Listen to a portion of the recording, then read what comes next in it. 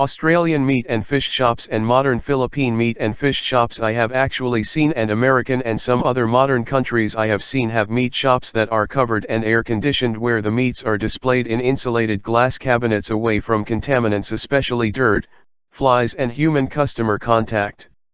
Open-air old-style meat and fish shops, however, are still popular even today. I see numerous open-air old-style meat and fish shops in the Philippines and have even seen old-style African meat shops on television. Do you also consider the cleanliness of the meat and fish shop you buy your meat and fish from, and not only the freshness of their meat and fish when you buy from them? People who grew up knowing and buying from open-air old-style meat and fish shops do not consider all the cleanliness issue of the meat and fish they buy from them. There will be people who have considerable exposure to modern sanitized meat and fish shops who would find difficulty accepting the cleanliness standards of open-air old-style meat and fish shops. This presentation was created by Joseph Russell Timpu Geisen.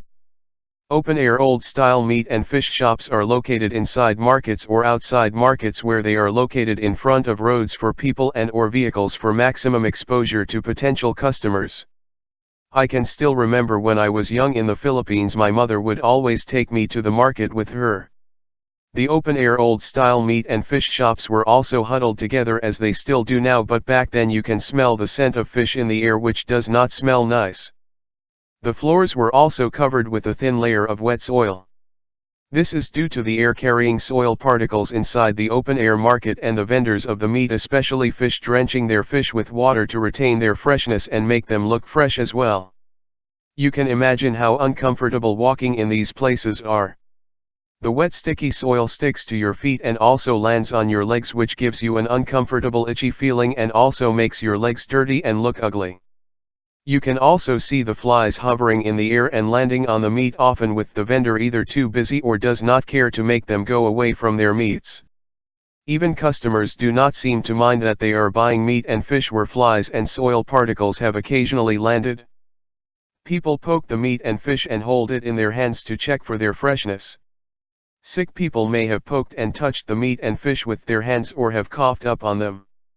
This is especially alarming if the meat has been touched or coughed upon by a person sick with a communicable disease. Open-air old-style meat and fish shops in front of roads are more exposed to contaminants in the air. Not only are their meats and fishes exposed to soil, pests and sick people, but they are also exposed to the air pollution which passing vehicles emit. You can imagine a busy road where the meats and fishes are exposed continually to passing people who may be sick, or smoking and vehicle air pollution emissions. What if a full garbage truck passes by and wind carries some garbage particles, or worse, actual garbage, into the meats and fishes? Open-air old-style meat and fish shops have not changed even today. Their cleanliness issues with regards to protecting their products from harmful contaminants in the environment still remains. In their desire to show their products to potential customers, they may have forgotten their cleanliness issues. They could have used plastic sheets to cover their shops and their meats and fishes to both show their products and protect themselves at the same time.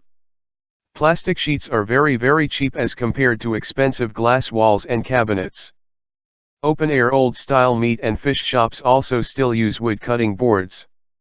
When the meat or fish is cut, splinters of cut wood may mix with the meat or fish being cut and may be lethal to the people eating the meat or fish. The wood block is hard to clean too and not really cleanable. It is difficult to scrub the wood block, especially the part where the knife cuts through it and cause ridges to the wood. There are also no air conditioning and refrigerators in open-air old-style meat and fish shops. Air conditioners not only insulate the environment inside meat and fish shops to protect the meats or fishes from the environment outside the shops which have air with contaminants, but also gives comfort to customers. Refrigerators keeps meat and fishes from being spoiled. In the Philippines, there are cities that now require meat and fish shops to have refrigerators to keep their meats and fishes from getting spoiled. There are still, however, many vendors who do not follow this requirement or use the required refrigerator standards. I do not even see many of the vendors use gloves when they handle their meat or fishes. If ever these vendors are sick with a communicable disease, then they risk infecting their customers as well. I do not even see many vendors use hair net or hair cover to prevent their falling hair from contaminating the meat or fishes. Just imagine how many times you have seen hair, whether your own or others, in the food you eat or in the liquid you drink. I also do not even see many vendors using nose masks to cover their noses and mouths to prevent contaminating the meat or fishes with their snot or saliva. Saliva also carry germs which may be harmful to others. Many vendors also lastly do not wear clothes that properly hide their skin from their meats and fishes. Skin sweat and may also contain wounds that can infect their meats and fishes. You may think that all of these are just exaggerations, but we can consider that the leprosy disease can be transferred from animal to humans with just a drop of blood of an animal contacting the skin of a human. The television show Monsters Inside Me have shown several times already that diseases can transfer from animal to human through skin contact only. The old-style meat and fish shops also do not have information about the meat or fishes the customers are buying. This is not only about presentation but also about knowledge. There are hardly many people who have butchered their own animal for meat and are dependent on their vendor to supply them with the correct animal body part that they want to buy. There are also many fishes that people do not know and look similar. There are also a lot of people who cannot tell which is a fresh meat or fish, and people need to know this. This applies to both old and new style meat and fish shops. I have enumerated the key areas in which open-air old-style meat and fish shops differ from modern meat and fish shops.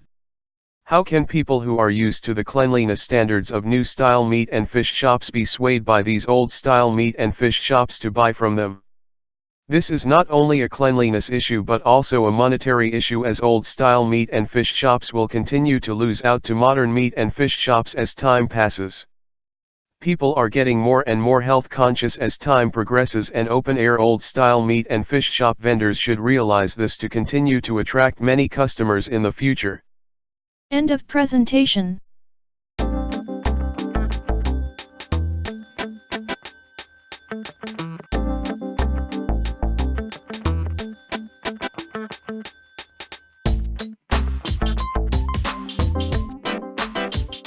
Reminder: I may be presenting you correct, incorrect, or intentionally misleading information for my benefit only.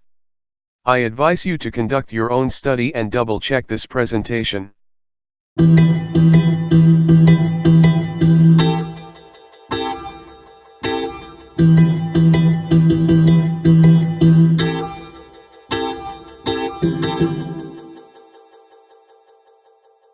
Thank you for your time. I hope you will continue to watch my other presentations. See you again later.